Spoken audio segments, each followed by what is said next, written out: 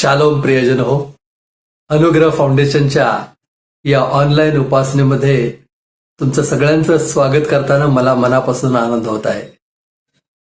ख्रिसमसचं वातावरण या गुलाबी थंडीनं सुरू झालेलं आहे.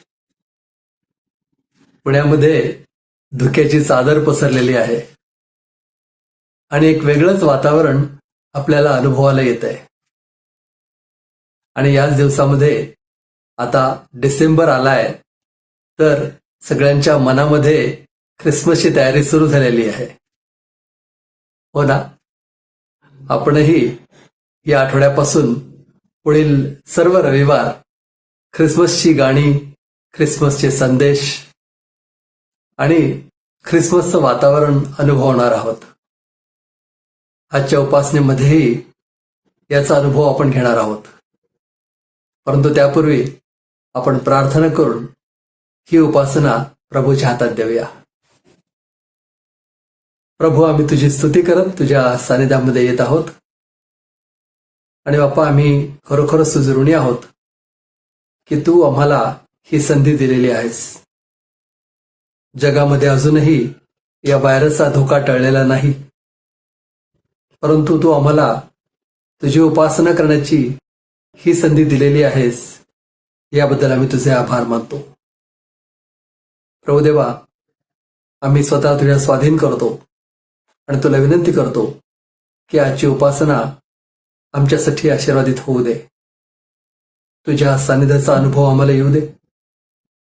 आणि आता आम्ही ख्रिस्त जन्मोत्सवाचा विचार करत असताना, या दिवसांमध्ये तुझा विचार करत असताना आणि खऱ्या अर्थाने ख्रिस्त जन्मोत्सव साजरा करण्याचा विचार करत असताना तू आम्हाला प्रेरणा दे. आपल्या वचनातून तू आमच्याशी बोल. आमच्या चुका सुधारण्याची आम्हाला संधी दे. आणि प्रभुदेवा, आम्ही तुला आनंद द्यावा यासाठी आमचं सहाय्य कर. आजची सर्व उपासना आशीर्वादित कर. येशू आमचा तारणारा, त्याच्या नावाने ही प्रार्थना करतो म्हणून तो ऐक. आमेन. ख्रिस्त जन्मोत्सव म्हटला की तारा, डेकोरेशन, नवीन कपडे, फराळ आणि वेगवेगळ्या गोष्टी आपल्या नजरेसमोर येतात. त्यापैकी तारा हा घराबाहेर ज्यावेळेस लोकांना दिसतो त्यावेळेस लोकांना कळतं हे घर ख्रिस्ती दिसतंय आणि यांच्या घरात ख्रिसमसची तयारी सुरू झालेली आहे. प्रियजनो, या ताऱ्याचा काय आपला अनुभव आहे? या ताऱ्यामुळे काय घडलेलं आहे? हा तारा आपल्याला इतका का आवडतो? या अर्थाचं एक गीत आता आपण ऐकणार आहोत. लंडनहून गवारे कुटुंबीय एक गीत सादर करतायत आणि त्यामध्ये तारा कितना प्यारा या अर्थाचं हे गीत आपण ऐकूया.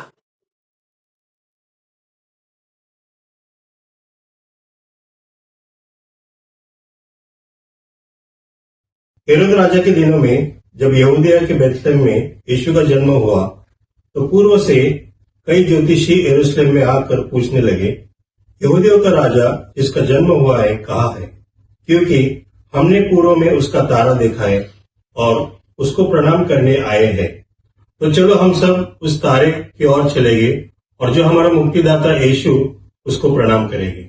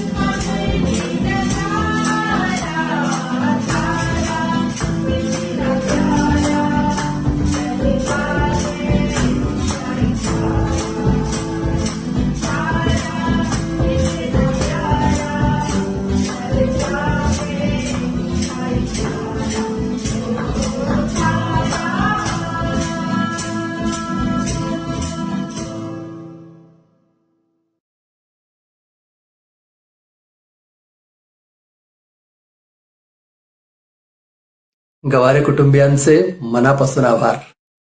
सुंदर रीतीने हे गीत सादर केलं आणि त्या ताऱ्याची आम्हाला आठवण करून दिलीत. तो तारा पाहिल्यानंतर आपल्याला कोणाची आठवण येते? मागी लोकांची. कारण त्यांनी तो तारा पाहिला आणि ते ताऱ्याच्या अनुरोधाने निघाले. कशावर? उंटांवर बसून. आणि मग हा उंटांचा तांडा निघाला. चला, या उंटांच्या तांड्याबरोबर आपणही जाऊया.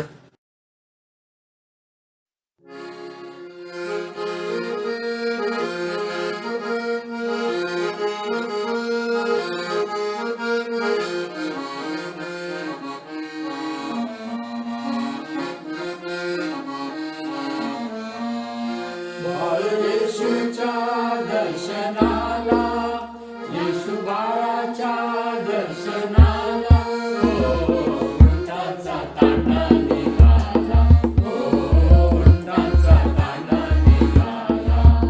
बाळ येशूच्या दर्शनाला, येशू बाळाच्या दर्शनाला, उंटाचा तांडा निघाला, उंटाचा तांडा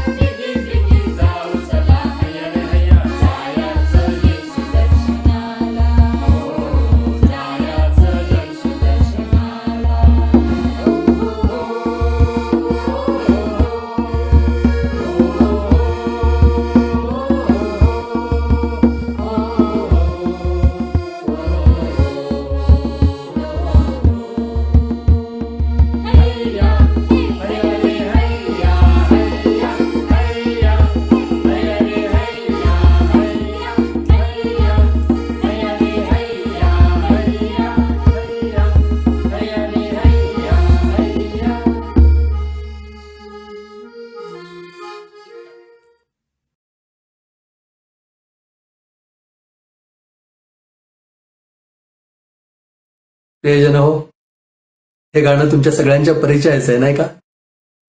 तुम्हाला आवडलं असेल अशी आशा आहे.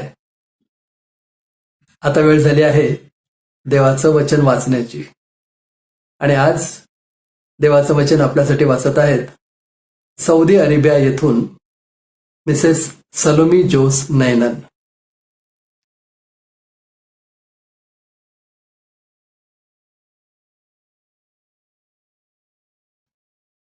Praise the Lord. आजचा आपला शास्त्र भाग आहे यशायाचे पुस्तक 9 अध्याय 1 ते 7 वचनं. पूर्वी लोकांनी जबुलून व नफ्ताली या प्रांतांना महत्त्व दिले नाही, पण पुढील काळात देव त्या भूमीला श्रेष्ठ बनविल. समुद्राजवळील भूमी, यार्देन नदीच्या पलीकडचा प्रदेश व यहुदी सोडून दुसरे जे लोक राहतात तो गालील प्रदेश म्हणजे ही भूमी होय. आता तेथील लोक अधोलोकासारख्या अंधकारात दिवस कंठित आहेत, पण ते तेजस्वी प्रकाश पाहतील. पाताळासारख्या अंधकारमय प्रदेशात सध्या ते लोक राहत आहेत, पण त्यांना तेजस्वी प्रकाश दिसेल. देवा, तूच राष्ट्राच्या वाढीचे कारण होशील. तिथल्या लोकांना तू सुखी करशील. ते लोक त्याचा आनंद तुझ्याजवळ व्यक्त करतील. सुगीच्या काळातील आनंदासारखा हा आनंद असेल. जेव्हा लोक लढाईतील जिंकलेल्या गोष्टींचा वाटा घेतात, तेव्हा होणाऱ्या आनंदाप्रमाणे हा आनंद असेल. असे का? कारण तू त्याचा मोठा भार उतरवशील. त्यांच्या पाठीवरील जोखड काढून घेशील. तुझ्या लोकांना शिक्षा करण्यासाठी शत्रू वापरीत असलेली छडी तू काढून घेशील. तू मिद्यानाचा पराभव केलास, त्यावेळेप्रमाणेच ही स्थिती असेल. लढाईत वापरलेला प्रत्येक बूट आणि रक्ताळलेला प्रत्येक गणवेश यांचा नाश होईल. या गोष्टीची होळी केली जाईल. असामान्य बालकाच्या जन्माच्या वेळी ह्या गोष्टी घडतील. देव आम्हाला पुत्र देईल. हा पुत्र लोकांच्या नेतृत्वाची जबाबदारी घेईल. त्याचे नाव असेल अद्भुत सल्लागार, सामर्थ्यशाली देव, चिरंजीव पिता, शांतीचा राजपुत्र. त्याच्या राज्यात सामर्थ्य आणि शांती नांदेल आणि दावीदच्या वंशाच्या या राजाच्या काळात ती वाढतच जाईल. हा राजा सदा सर्वकाळ सदाचार आणि प्रामाणिक न्यायबुद्धीने राज्य करेल. सर्वशक्तिमान परमेश्वराला त्याच्या लोकांबद्दल अतिशय प्रेम आहे. या प्रेमापोटीच या सर्व गोष्टी घडून येतील. देव हा वाचलेला शास्त्रभाग आपणा सर्वांसाठी आशीर्वादित करो. God bless you all. Praise the Lord.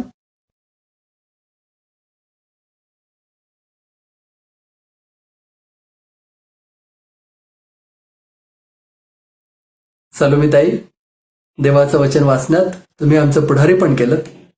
तुमचे मनापासून आभार. प्रियजन हो, यावेळेस आता आपण दानार्पण घेणार आहोत आणि त्यावेळी आपण गीत गातो. रेव्हरंड संजय डेव्हिड गायकवाड कोणत्या गाण्यामध्ये आपलं पुढारीपण करतायत बघूया.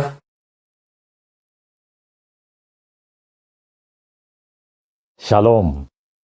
कसे आहात तुम्ही सर्व? आपण डिसेंबर महिन्यामध्ये प्रवेश केला आहे. हा पहिला रविवार डिसेंबर महिन्यातला आहे आणि प्रत्येक रविवारी आपल्यासाठी काहीतरी खास असेल, वेगळं असेल. तर आपण एक गीत गाऊया आणि आपली अर्पणं परमेश्वराला सादर करूया. मी जी काही गाणी गाणार आहे या महिन्यामध्ये ती सर्व ख्रिसमस कॅरल्स, ख्रिसमसची गीतं असणार आहेत. सर्वांच्या परिचयाची अशी काही गाणी आपण गाणार आहोत आणि तुम्ही सर्व माझ्याबरोबर या गाण्यामध्ये सामील व्हा. उपासना संगीतामधून गीत नंबर 70, पहा हो दूत कसे गाती. चला गाऊया आपण. पहा हो दूत कसे गाती, पहा हो दूत कसे गाती, परमोच्चावर गौरव शांती या धरणीवरती,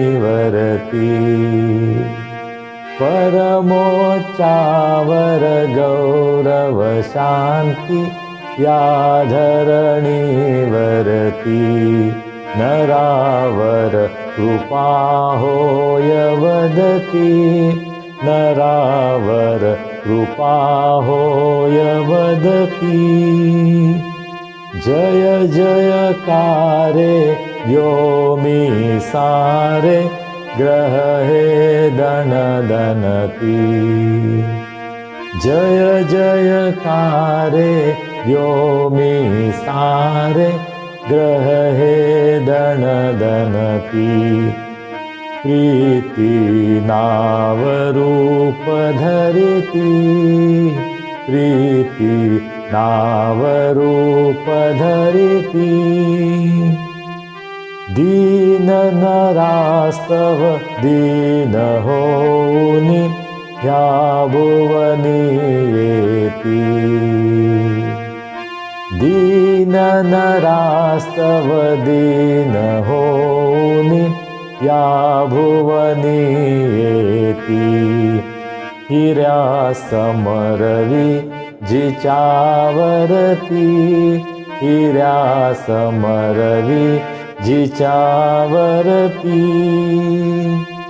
तीच अंगुली मुखी घालून लघु गोष्टी रमती तीच अंगुली मुखी घालून लघु गोष्टी रमती ख्रिस्ता तव अंगुली फिरती ख्रिस्ता तव अंगुली फिरती कसे फिरावे हीच निरंतर दे आम्हा वृत्ती कसे फिरावे हीच निरंतर दे आम्हा वृत्ती पहा हो दूत कसे गाती पहा हो दूत कसे गाती परमोच्चावर गौरव शांती या धरणीवरती परमोच्चावर गौरव शांती या धरणीवरती. आपण प्रार्थना करूया आणि आपलं दान परमेश्वराला अर्पण करूया. सर्व समर्थ जिवंत प्रभुदेवा, आम्ही तुझे मनापासून उपकार मानतो. आजचा दिवस तू आम्हाला दिलास. या डिसेंबर महिन्यामध्ये तू आम्हाला घेऊन आलास आणि या महिन्याच्या पहिल्या रविवारी तुझ्या भक्तीमध्ये सामील होण्यासाठी तू आम्हाला कृपा पुरवलीस. प्रभू, आम्ही तुझे मनापासून उपकार मानतो. प्रभू, आम्हाला या संपूर्ण वर्षामध्ये तू पुष्कळ आशीर्वाद दिले आहेत. तू आमची काळजी घेतली आहेस. तू आम्हाला आरोग्य दिलं आहेस. प्रभू, आज अत्यंत अल्प असं दान आम्ही तुझ्या भांडारामध्ये आणलं आहे. या दानाचा तू स्वीकार कर. हे दान तू आशीर्वादित कर आणि या दानाचा उपयोग तुझ्या गौरवासाठी, सुवार्ता प्रसारासाठी, ख्रिस्त जन्माची घोषणा होण्यासाठी होऊ दे, ही आमची प्रार्थना आहे.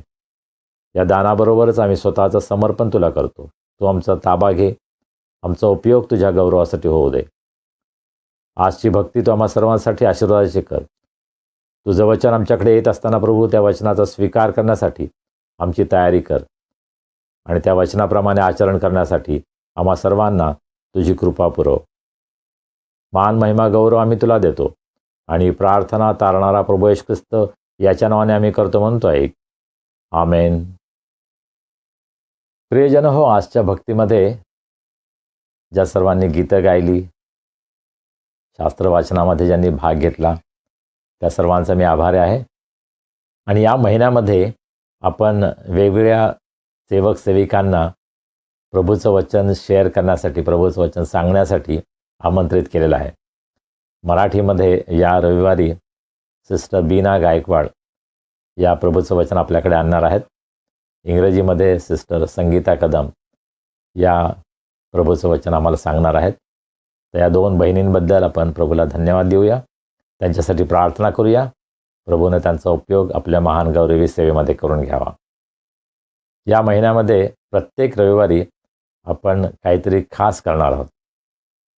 हा रविवार हा स्त्रियांसाठीचा रविवार आहे. पुढचा रविवार हा तरुणांसाठीचा रविवार असेल. त्यानंतरचा रविवार हा सिनियर सिटिझन्स, ज्येष्ठ नागरिक, त्या भक्तीमध्ये ज्येष्ठ नागरिक भाग घेणार आहेत. आणि मग 26 तारखेला आपण चिल्ड्रन स्पेशल, लहान मुलांचा ज्यामध्ये सहभाग आहे अशी भक्ती आपण घेणार आहोत. तर हा महिना अत्यंत आशीर्वादित महिना असणार आहे. अनेक जण भाग घेणार आहेत आणि माझी आपल्याला विनंती आहे की आपण स्वतः यामध्ये सामील व्हा, इतरांना ही लिंक पाठवा आणि अधिकाधिक लोकांपर्यंत प्रभूचा आशीर्वाद पोहोचावा यासाठी आपण प्रयत्न करूया.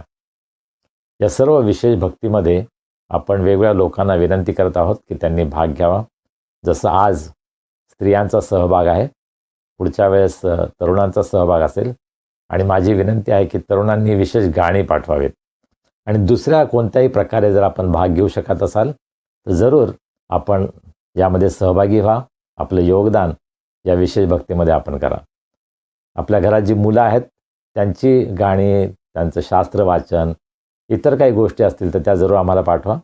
आणि जे सिनियर सिटीजन्स आहेत, तुम्ही काय करू इच्छिता तर 19 तारखेची जी भक्ती आहे त्यासाठी आपण जरूर त्यामध्ये आपलं योगदान पाठवा. आपण साधारण 1 आठवडा आधी याची तयारी सुरू करतो आणि म्हणून 1 आठवडा आधी जर आपलं रेकॉर्डिंग आपण पाठवलं, आपलं व्हिडिओ रेकॉर्डिंग, आपलं गाणं असेल, आपलं शास्त्र वाचन असेल, आपला संदेश असेल, कोणताही आपला जो काही सहभाग आहे तो आपण व्हिडिओच्या माध्यमातून आम्हाला पाठवावा. आणि व्हिडिओ रेकॉर्डिंग करण्याच्या ज्या सर्व गाईडलाईन्स आहेत त्याचं आपण पालन करा.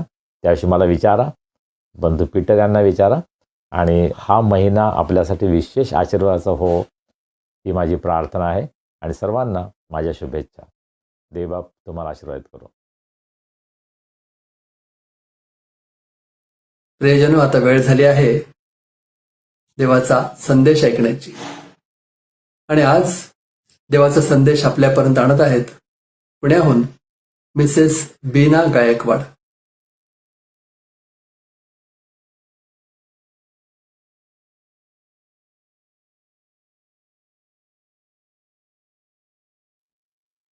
शालोम.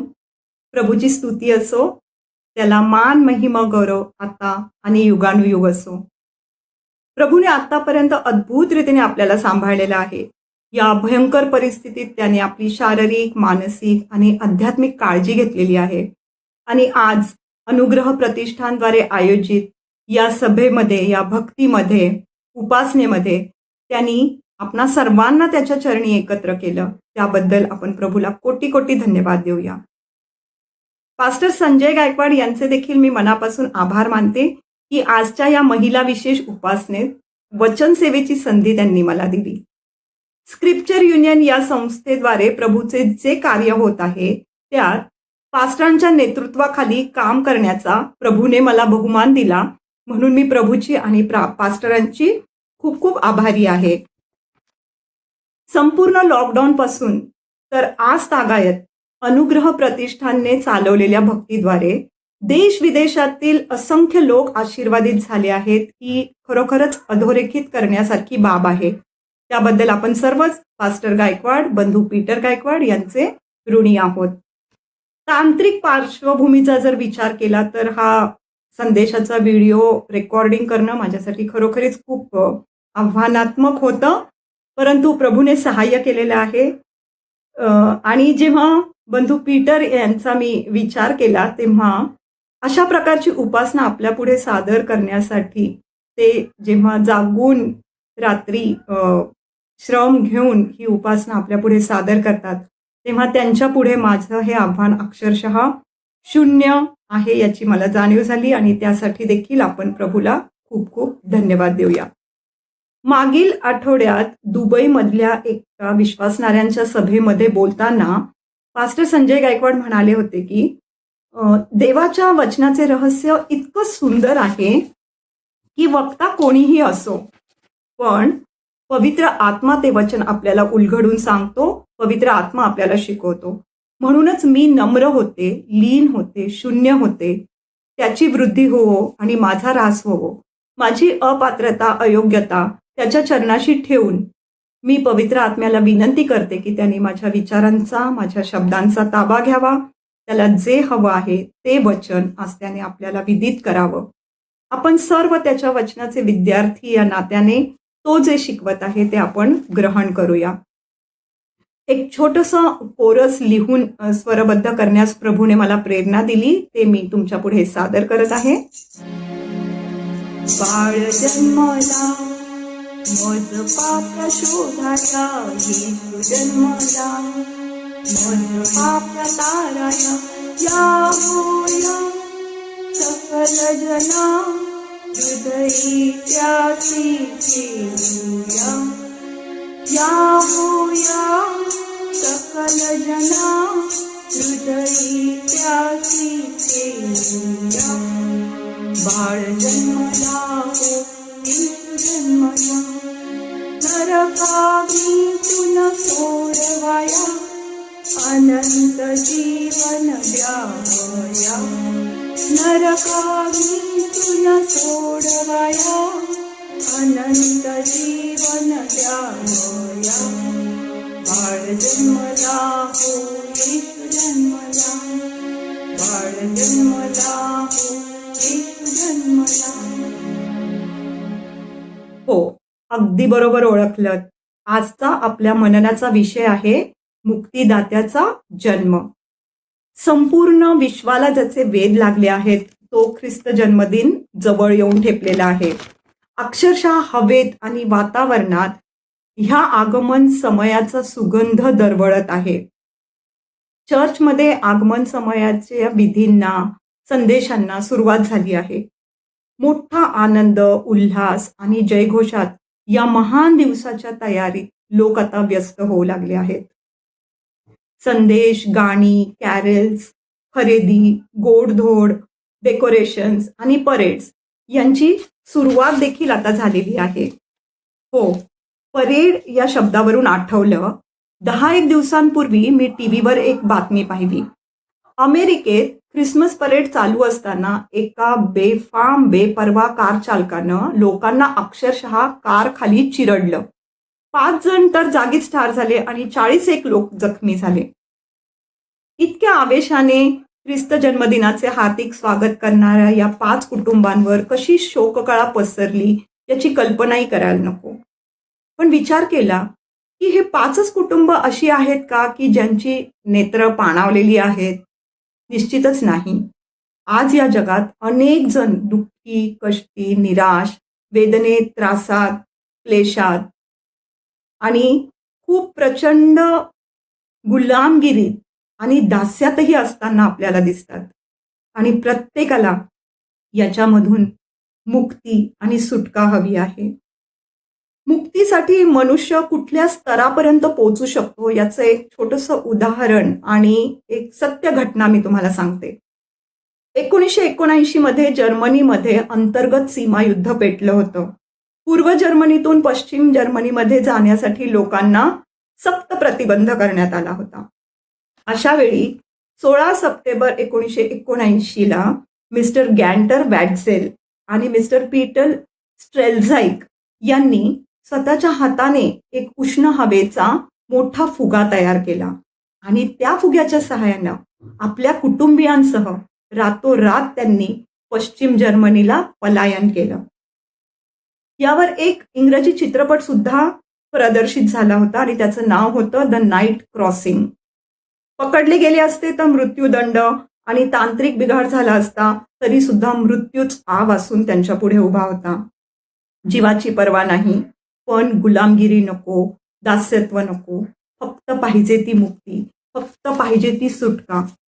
पण हो, मुक्तीदाता, सोडवणारा, वाचवणारा, पाप विमोचन करणारा तारणहार आहे.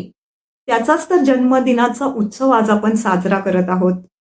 होय, तो प्रभू येशू आहे, देवाचा एकुलता एक पुत्र, राजांचा राजा, प्रभूंचा प्रभू, सुरुवात आणि शेवटही तोच, तिन्ही लोकी ज्याला अधिकार आहे तोच.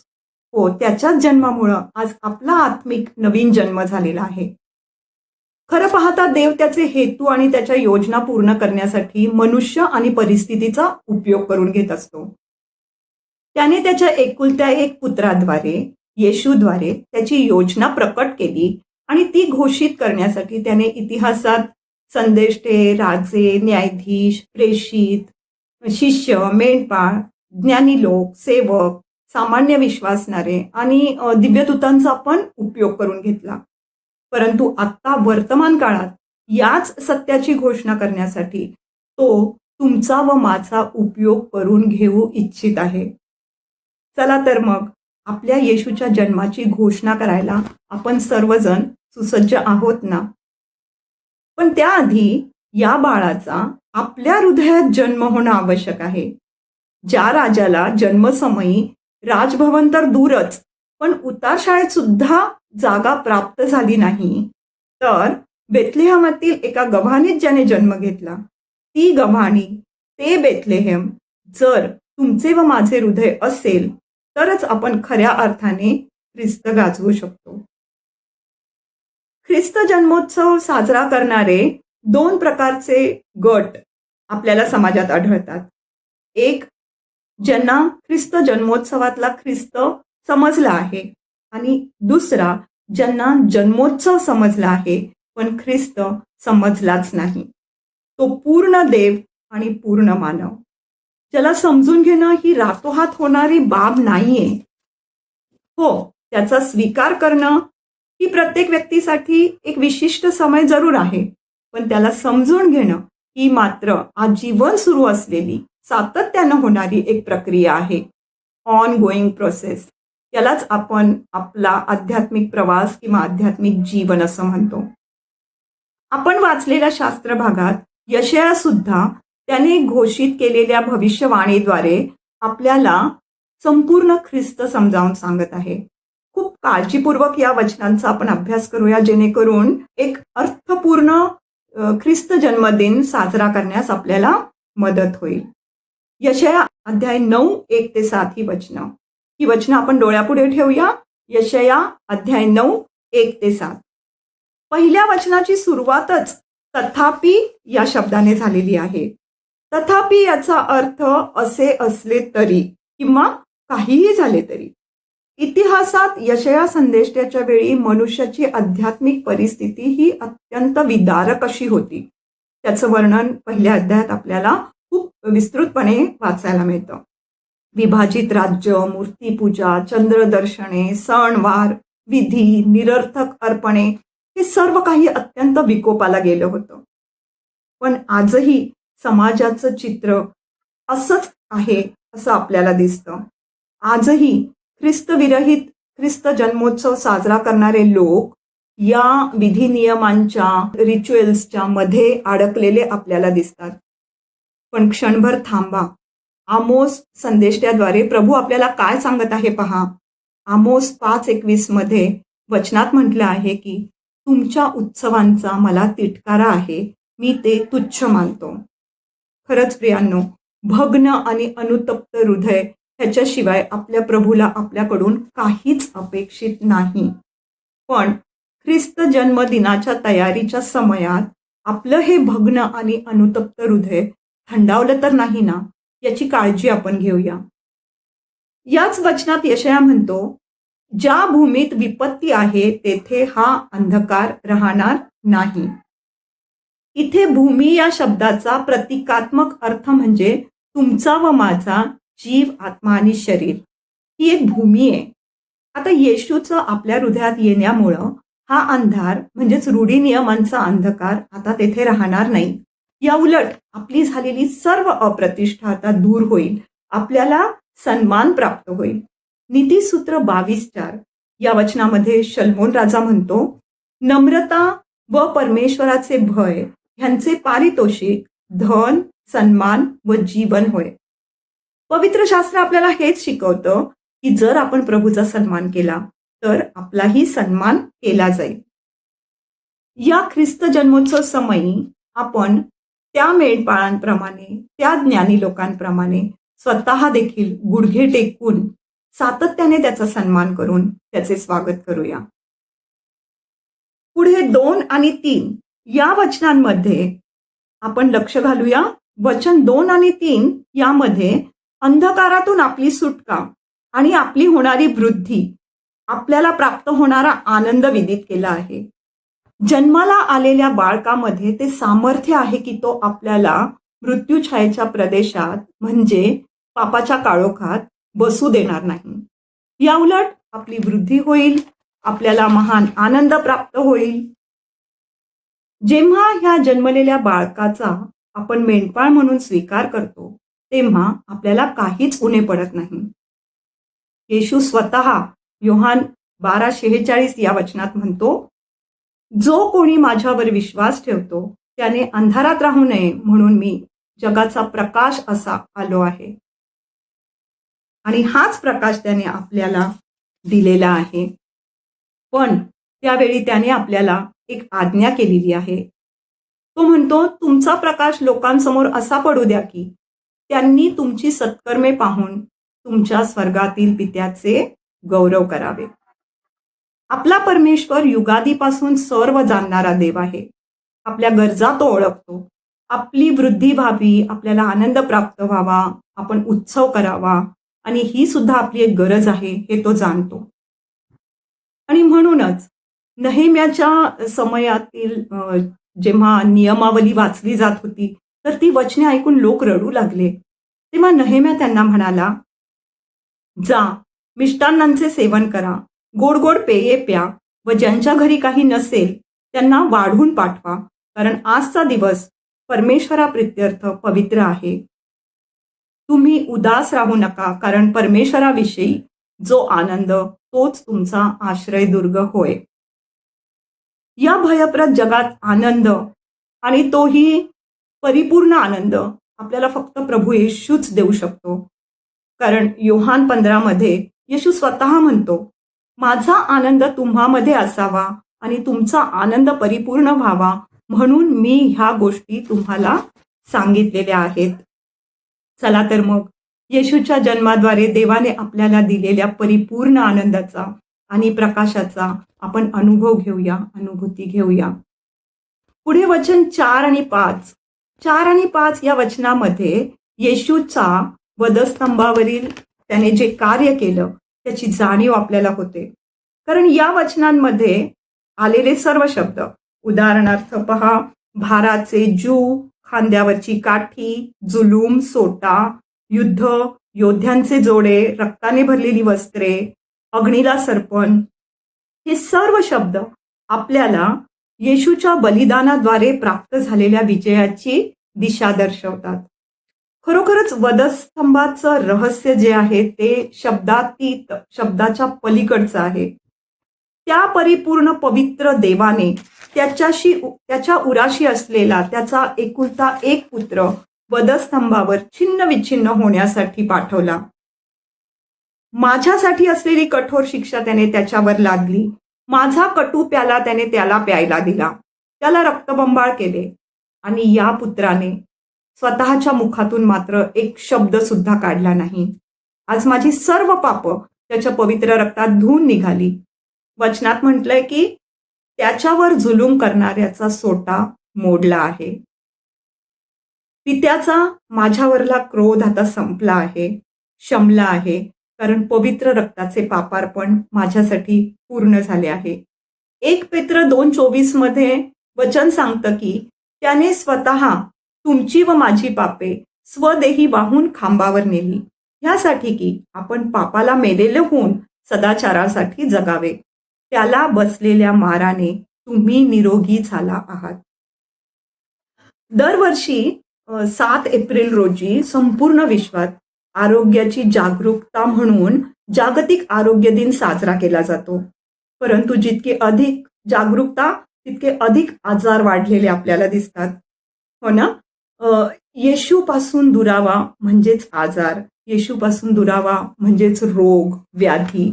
कधी न ऐकलेला कोरोना त्याने अक्षरशः थैमान घातलेला आहे. आता येशूचा स्वीकार करण्याची वेळ आलेली आहे. खरोखरच येशूला गाजवण्याची वेळ आलेली आहे. तो जेव्हा या भूतलावर होता तेव्हा त्याने शब्द मात्र बोलला आणि अनेक आजारी लोक त्यांना आरोग्य मिळालं, ते बरे झाले, ते निरोगी झाले. चला, या आगमन समयात प्रभू येशूच्या या पैलूकडे, त्याच्या वधस्तंभाच्या बलिदानाकडे आपलं दुर्लक्ष तर होत नाही ना, याचे स्वपरीक्षण करूया आणि हर्षाने आणि आनंदाने आपण त्याचे स्वागत करूया. पुढे 6 व 7 या वचनांकडे आपण पाहूया. 6 व 7 ही वचनं तर आपल्या आत्मिक जीवनाचा स्रोत आहेत, आत्मिक जीवनाचा गाभा आहेत. अनेकांना मुखोद्गत असणारी ही वचनं आपल्याला किती काही सांगून जातात. त्याचा जन्म, त्याचे अधिकार, त्याचे सार्वकालिक राज्य. आमच्यासाठी बाळ जन्माला आहे, आम्हाला पुत्र दिला आहे. या ठिकाणी आमच्यासाठी आणि आम्हाला हे 2 शब्द आपण झाकून आपले स्वतःचे नाव तिथे घालून ही वचनं पुन्हा वाचूया. किती मोठा आशीर्वाद, किती मोठी धन्यता. हाच येशू वधस्तंभावरील मृत्यूनंतर जेव्हा पुन्हा उठला, म्हणून तर त्याचं राज्य हे सर्व काळ टिकणारं राज्य असं प्रस्थापित झालं आहे. मग कुठे आहे तो या जगाचा अधिपती, तो शत्रू, तो विरोधक, तो वैरी, तो गर्जणारा सिंह? हा, त्याचा तर विनाश, त्याचा तर विध्वंस झालेला आहे. कारण आपल्याकरिता बाळ जन्मला आहे. तो अद्भुत आहे, तो अभिषिक्त आहे. त्याला अद्भुत मंत्री, समर्थ देव, सनातन पिता आणि शांतीचा अधिपती याप्रमाणे संबोधलं गेलं आहे. हे सर्व शब्द खूप उच्च असा स्तर आपल्या डोळ्यापुढे उभा करतात ना, पण खरोखरीच त्याही पेक्षा तो खूप खूप खूप उच्च आहे. आपल्या बुद्धी सामर्थ्याच्या पलीकडे, जिथे आपली बुद्धी व दृष्टी दोन्ही पोहोचूच शकत नाही, अशा ठिकाणी तो आहे. तो राजा होता, तो राजा आहे आणि तो युगानुयुग राजाच असणार आहे. त्याच्या सत्तावृद्धीला आणि शांतीला अंत नाही, कारण तो कराराचा देव आहे. अब्राहम, इसहाक आणि याकोबासोबत त्याने जो करार केला तो पूर्ण करणारा तो देव आहे. पडणारं सरकार, अस्थिर राज्यसत्ता हा फक्त भारताचाच नव्हे तर संपूर्ण जगाचा इतिहास आहे.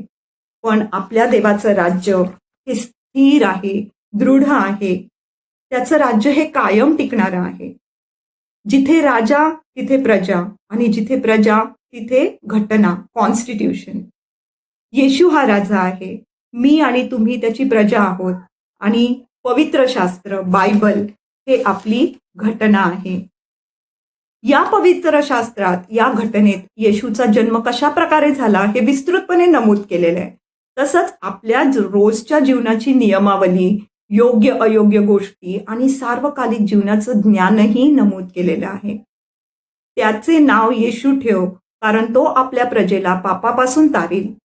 त्याला इमॅन्युएल म्हणतील, म्हणजे आमच्या बरोबर देव. तो आम्हाला कधी न सोडणारा, कधी न टाकणारा, सदैव आमच्या बरोबर असणारा देव आहे. एदेन बागेत मानवाने जे गमावलं होतं ते सर्व येशूने त्याच्या येण्यानं पुनर्प्राप्त करून दिलेलं आहे. मानवाने गमावला होता तो देवाबरोबरचा सहवास, मानवाने गमावलं होतं ते देवाबरोबरचं नातं. आता ते पुन्हा प्रस्थापित झालं आहे. हाच ख्रिस्त जन्मदिनाचा खरा संदेश आहे. तुम्हाला व मला प्राप्त झालेला हा देवाबरोबरचा सहवास, ते नातं, तो आनंद, ती शांती, ती मुक्ती आणि स्वातंत्र्य आपण इतरांना तर वाटून पाहूया की ते द्विगुणित होतं की नाही. होय, निश्चितच होतं. दावीद राजा स्तोत्र 16:5 मध्ये म्हणतो ना, परमेश्वर माझ्या वतनाचा व माझ्या प्याल्याचा वाटा आहे. माझा वाटा सांभाळणारा तूच आहेस.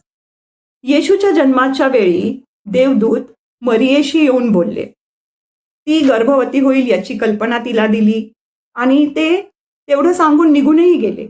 पण तिने घाबरून माघार घेतली नाही. योसेफ सुद्धा, जो तिला सोडून टाकून जाणार होता, त्यालाही तसे करण्यापासून प्रभूनं वळवलं आणि दोघांनीही प्रभूच्या आज्ञेचं पालन केलं. येशू सुद्धा जेव्हा या भूतलावर होता तेव्हा त्याला अतोनात छळ, दुःख, यातना, मृत्यू सहन करावा लागला.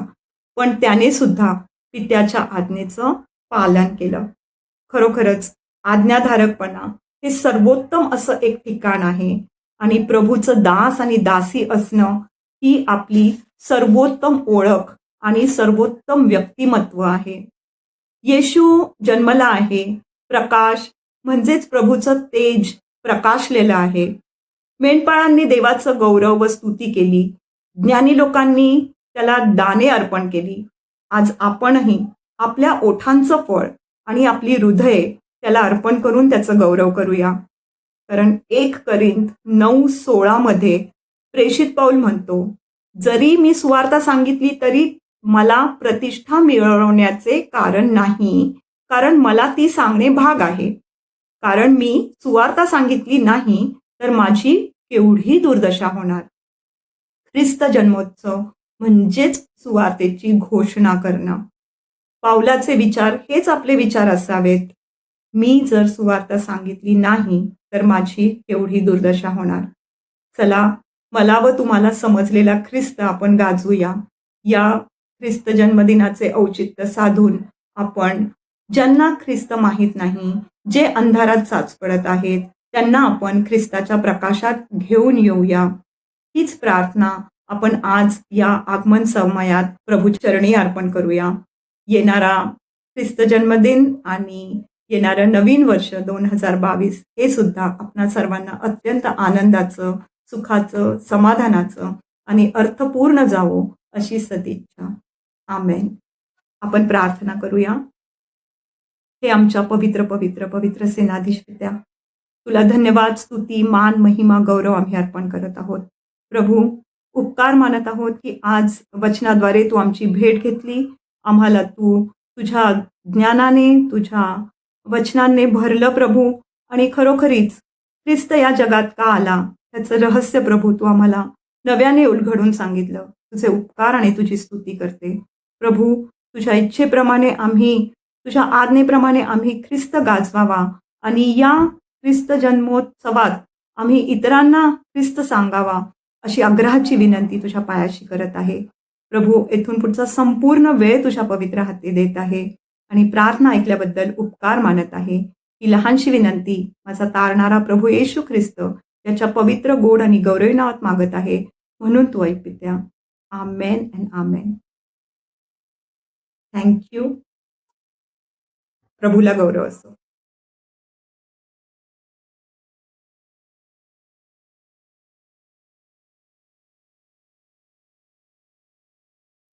बीनाताई, या संदेशामधून तुम्ही उत्तम रीतीने मार्गदर्शन केलं आणि आम्हाला खऱ्या ख्रिस्त जन्मोत्सवाची तयारी करण्यामध्ये बोध केलात. याबद्दल तुमचे मनापासून आभार.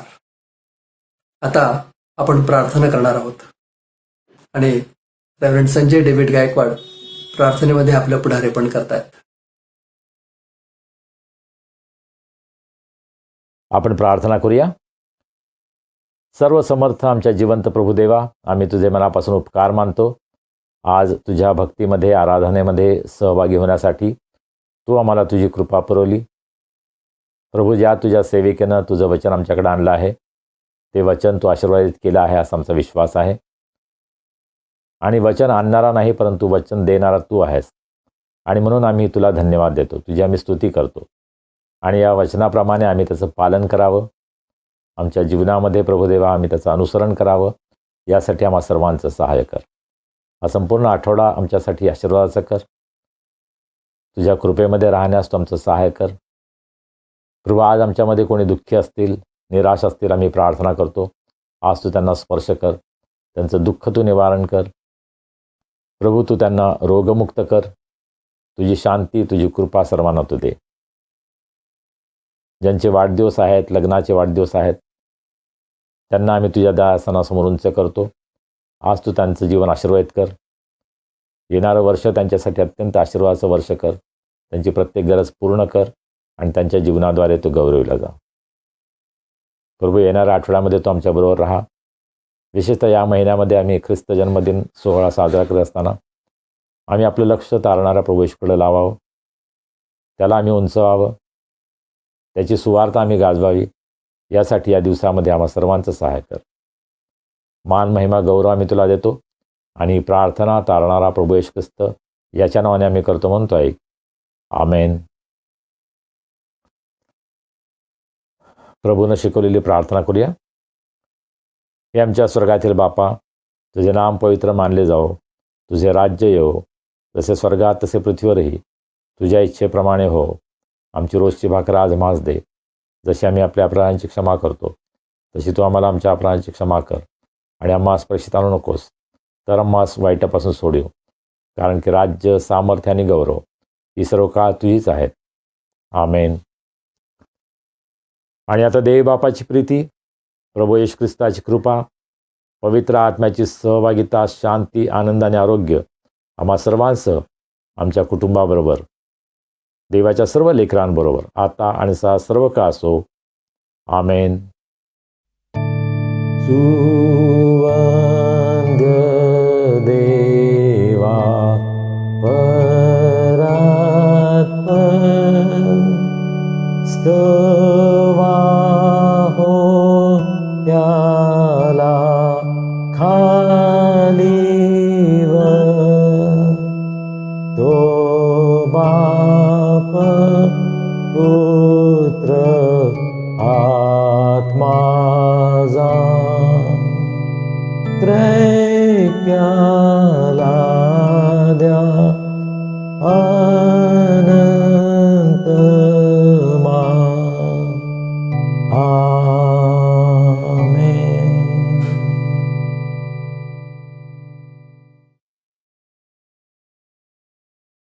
प्रियजन हो, आजची उपासना तुम्हाला आवडली असेल, तुम्हाला आशीर्वाद मिळाला असेल अशी आशा आहे. आता भेटूया पुढील रविवारी एका नवीन उपासनेसह. तोपर्यंत शालोम.